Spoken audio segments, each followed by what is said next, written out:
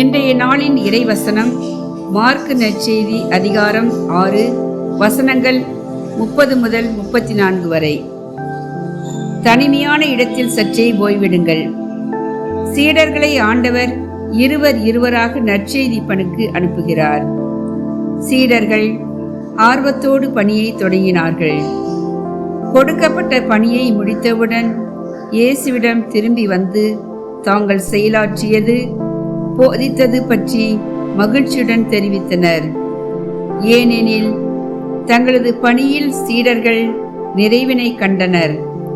ஆனால் அவர்கள் கூறியதை காட்டிலும் அவர்களது களைப்பை இயேசு கவனித்தார். ஒரு தாய் தன் குழந்தையின் தேவையை கவனிப்பதைப் போல் சீடர்களின் அவசிய தேவை இளைப்பாறுதல்தான் என்று உணர்ந்து ஓர் தனிமையான இடத்துக்கு சென்று ஓய்வெடுங்கள் என்று இயேசு கூறினார். நமது செயலாக்கத்தையும் அதனால் ஏற்படும் களைப்பையும் அறிபவர் நம் இறைவன் இயேசு. சுமை சுமந்து சோர்ந்திருப்போரே, எல்லோரும் என்னிடம் வாருங்கள், நான் உங்களுக்கு இளைப்பாறுதல் தருவேன். ஜெபம். நல் ஆயனாகிய இறைவா, எங்களை ஆசீர்வதித்தருளும். நாங்கள் எந்நாளும் கரம் பற்றி நடப்போமாக. ஆமேன்.